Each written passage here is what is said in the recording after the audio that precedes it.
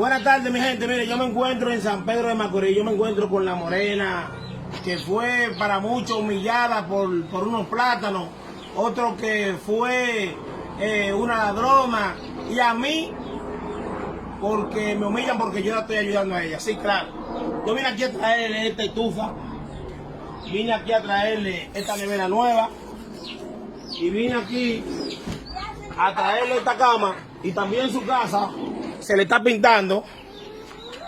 Se le está pintando en su casa y se le está acondicionando. Miren aquí, su casa se le está pintando y se está pintando por dentro. Ahora bien, ven acá, mi amor. Yo vine aquí también a entregarle a ella, miren, 2, 4, 5, 6, 7, 8, 9,600 pesos. ¿Ustedes saben por qué? Porque no hay bien, no hay mal que por bien no vengan. Y como yo soy un ladrón, al igual que ella, porque yo apoyo lo mal hecho, yo no apoyo lo mal hecho. Lo que yo soy una persona con conciencia, una persona que le duele el dolor del otro, una persona que le molesta que humillen y pisoteen a una gente sin necesidad.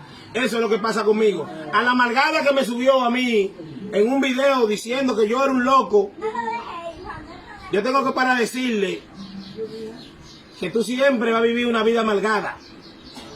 Y lo que tú quieras hacer, yo le voy a decir a los haitianos que te prendan 7 velones al revés, para que sea el diablo, que le vendan el alma tuya al diablo, Dios me perdone, para que tú nunca seas nada, porque tú siempre vas a ser una basura de mujer. No le digo más nada, esta es la página del que no se queda callado, ayudando a los más necesitados. Sigan esta página, que esto es un bien sin mirar aquí en ese milema. Lo bueno somos más. Mi teléfono 809-673-5090. Para mí no hay raza ni color. Solamente lo que yo hago es un bien. Somos hermanos de patria, como quien dice, porque ella es haitiana, yo soy dominicano, pero ella hoy se encuentra en tierra dominicana. Por eso yo la ayudo, porque es como digo, no hay mal que por bien no venga. ¿Creyeron que le hicieron un daño a ella? No, le hicieron un favor. Yo le digo, maná, se despide que no se queda callado de este lado.